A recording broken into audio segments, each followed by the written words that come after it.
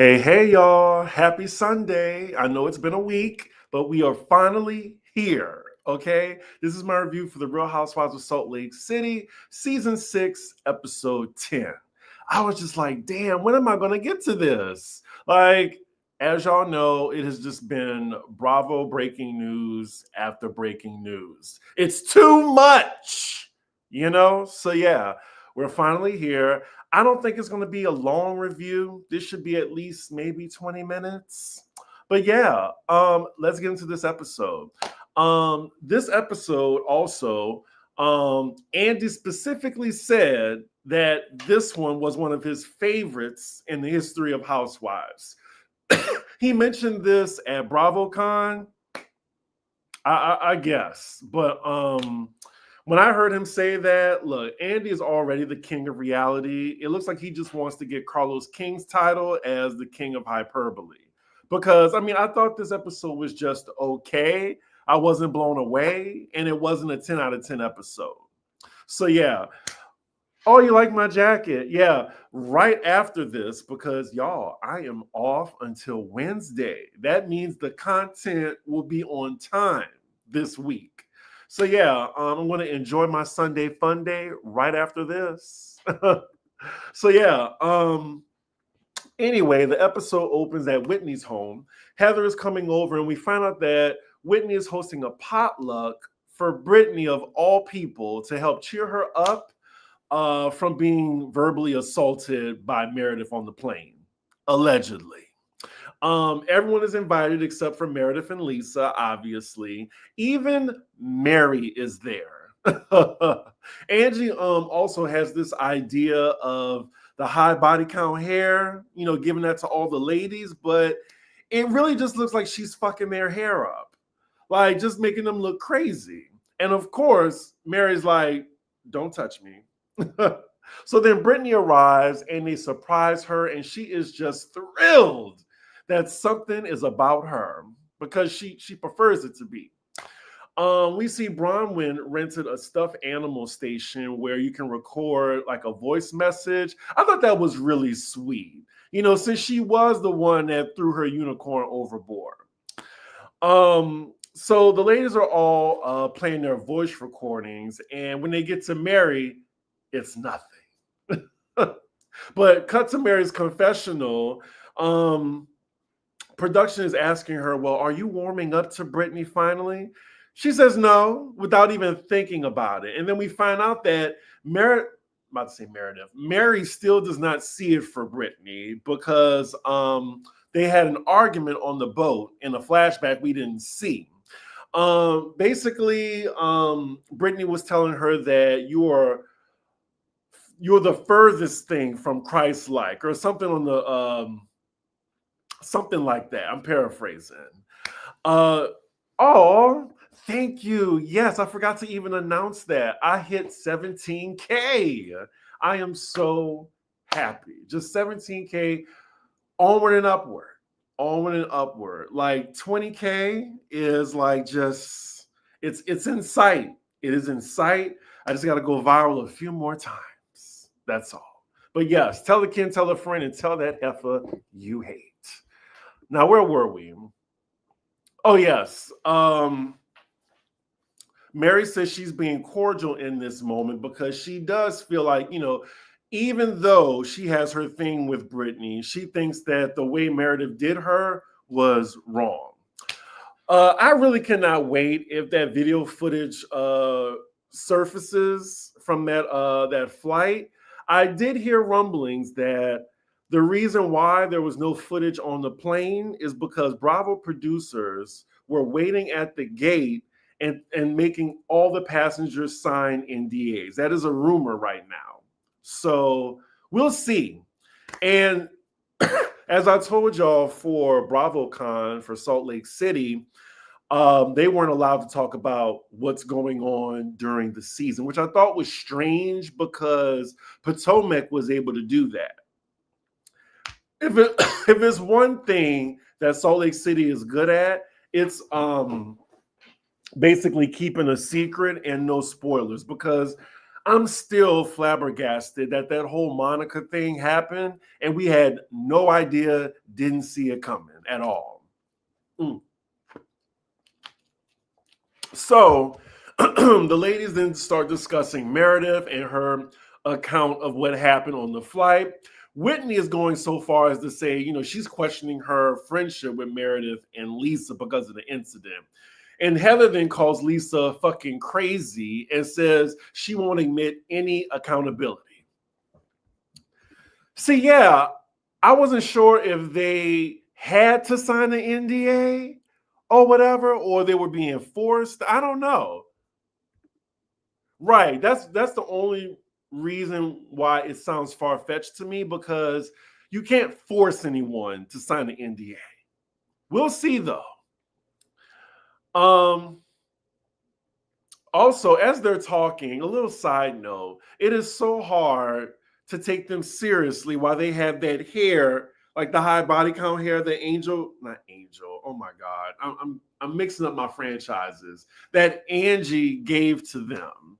Like, it's hilarious as they're having a serious conversation with this like troll doll hairstyle. So Heather is saying unless they can admit that they were wrong, she can't move forward with them.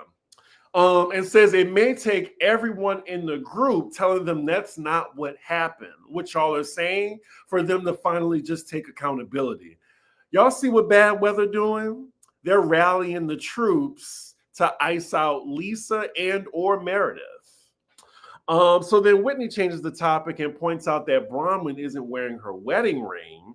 And Bronwin says it's because Todd, the whole situation, him being caught in the plane, looking at other women.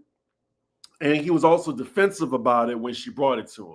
So then right now she says currently she's not speaking to him because she needs time.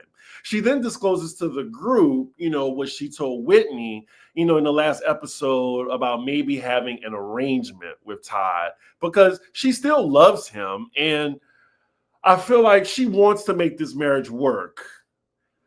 We'll see. We will see. I feel like we're getting an announcement before the reunion that they're going their separate ways. You heard it here first. I'm just guessing. You know what? I can see that too. Bravo offering them money in order to sign NDAs. I can see that too. Because look, you give me $1,000, I'll keep my mouth shut. But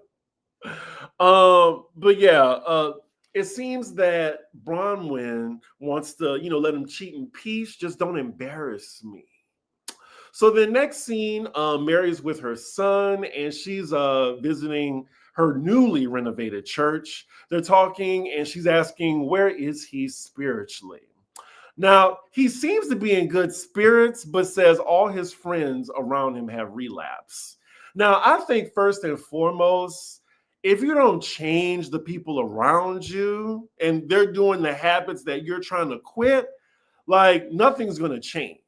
And unfortunately, I'm not sure if y'all saw the news that present day, he's currently in jail, I believe. Like he's still struggling, it seems, and he got arrested. And these charges are very serious, like biting an officer or assaulting an officer, trying to resist arrest.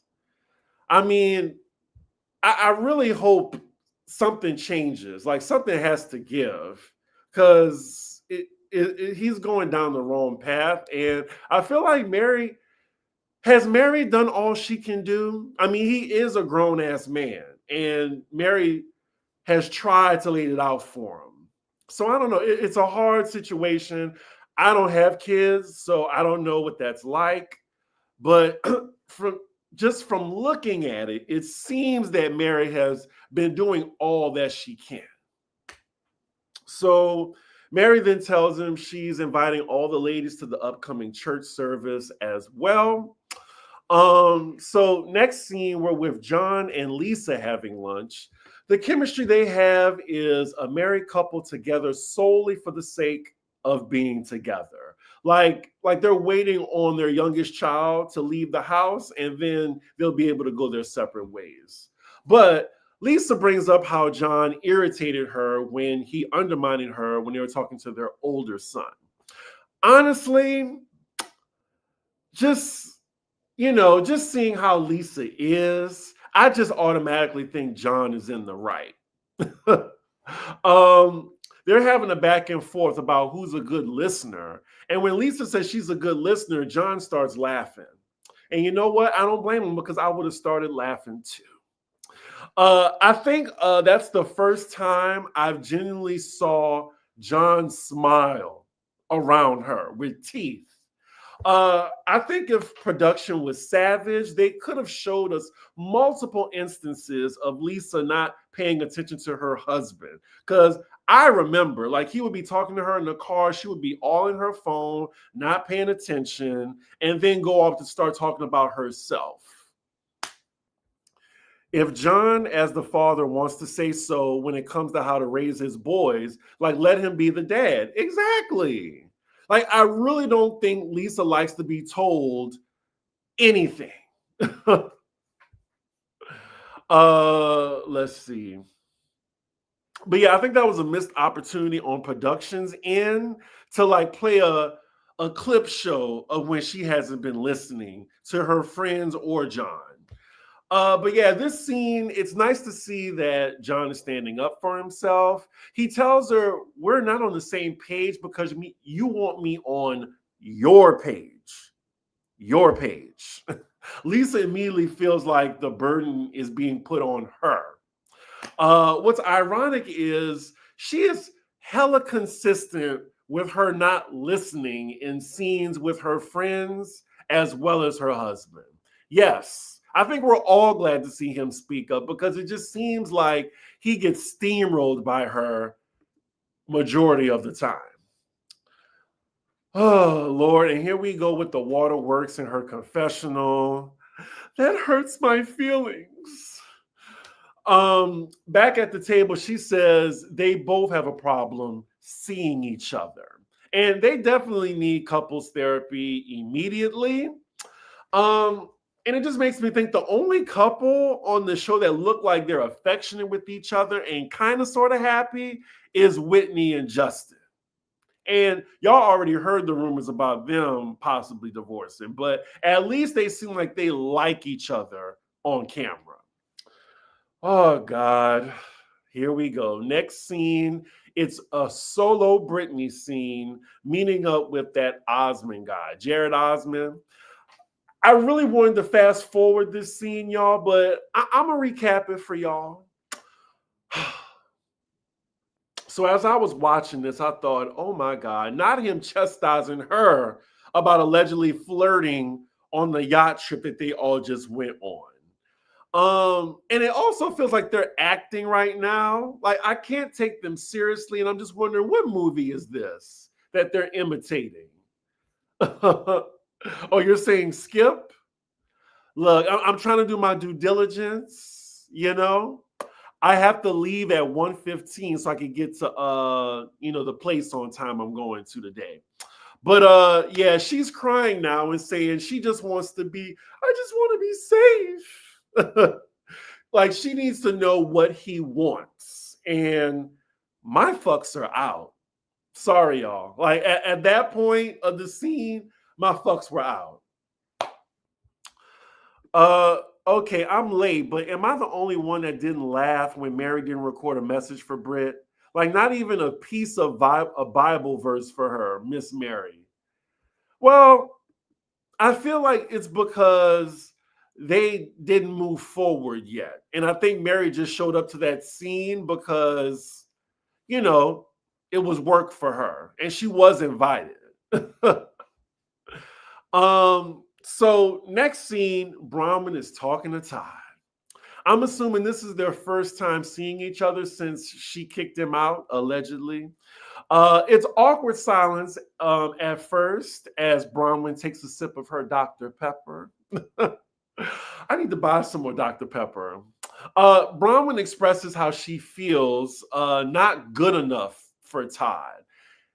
It's just so interesting. Just looking at Todd and looking at Bronwin, you would think that Bronwin would see herself as the prize. Like, you're lucky to be with me, old man, not in shape. But I guess he is the one with the money.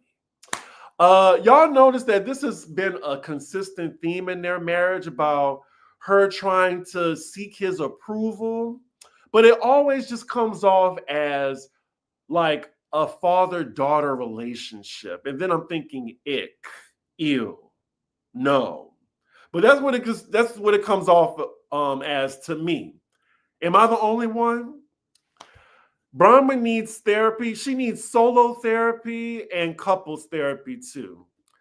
Yes, like she gets very childish. Like she kind of cowers and starts talking in like a baby voice with him when she wants his approval. It's just really weird.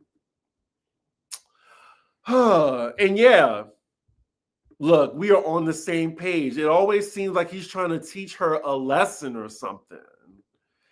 But yeah, the gist of their conversation is they want better communication from each other.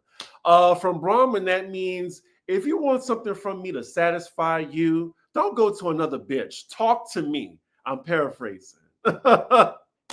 Like, if you need me to satisfy you sexually, tell me what I'm not doing so you won't have me out here like embarrassed. Like, look, if you want to invite another bitch in, you want me to kiss her, pat the puss, let a bitch know.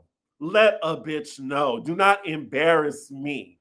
So I see you, Bronwin. I see you. Like, she doesn't want to have a divorce. Like, she wants to be like I'm sure she enjoys the cushy money that he provides her so she can, buy these beautiful pieces, y'all. Like, look, she was at BravoCon, she was shutting it down. She did 3 looks in one day on Sunday, the last day. Like, and I just gasped when I saw her come out in that Carrie Bradshaw Dolce & Gabbana number from season motherfucking 3. I'm a Sex and the City fan, y'all. Anyway, yes, Bronwin is a Todd pleaser, unfortunately. So yeah, she's putting herself out there. But speaking of their sex life, she does let Todd know that she talked to Whitney about it, and he does not like that. He calls the other ladies untrustworthy, but she says she should be allowed to confide in other people outside of him. And I think that is like very healthy. Like if I had a man, I'm still going to talk to my best friend Jared, like that's a person that I can confide in. Like I'm not just one person who I happen to be in a relationship with. Anywho, anyway, she confirms that he and her daughter are the most important people in her life. He tells her that, to stop crying. And it seemed like he's trying to guide her emotions, which again, I see red flags all in this scene. But if Bronwin likes it, I love it. It seems like they're together now, but we'll see. He said that, now we've talked about this, so now we can move forward. And that's the end of the conversation. Do y'all think divorce is imminent for this couple? You think Bronwin would thrive without him? We'll see. We will see. All right, so next scene, it is the day of Mary's church reopening. She arrives dressed to the nines and the door is locked. Mary just can't help but be funny.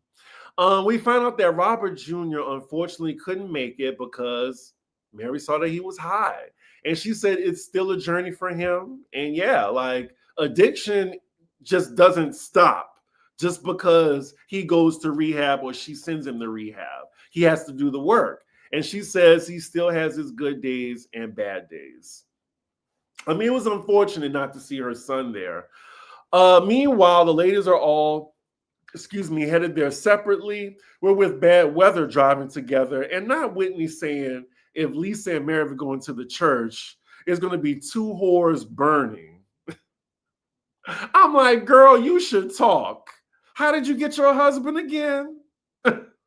Anyway, Bronwin arrives looking fabulous and just out of place, don't know nobody. I think they're making all the audience stay outside until they're ready to go in.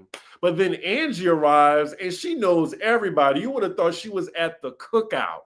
Like she's like, hey, aunt, auntie, which to me, it was really cute.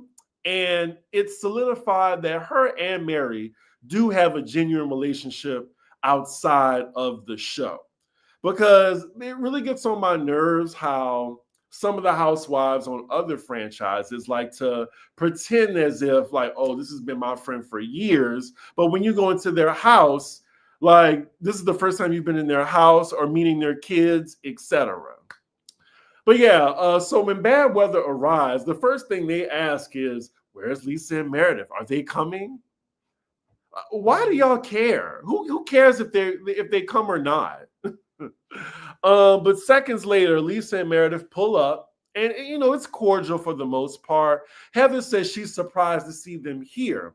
We then cut to Meredith's confession, and she's like, why are y'all surprised to see me here? Like, I've been supporting Mary. And that reminded me, I forgot that Meredith and Mary used to have like a close friendship. And I think what happened with them was that Meredith couldn't be a consistent friend as Angie is. Like, I feel like Mary and Angie, they hang out during the week. I feel like Meredith, she's either traveling like back to New York or with her family most of the time, and she don't really have time for Meredith like that. And I think Meredith picked up on that. But anyway, it's awkward amongst the group, but thank God for the church bell. They go inside because service is about to start. So church begins, and this is just like a full Baptist church experience. Like if you know in the chat. Like people, dancing, all in the aisle and shit like that. So Mary gets up and grabs her gold microphone, dressed in her Oscar de la Renta dress, to do her sermon. She is in her element right now. It's nice to see, and it seems to touch the other ladies from their reactions in the audience. Yes, that's how they were, and shouting.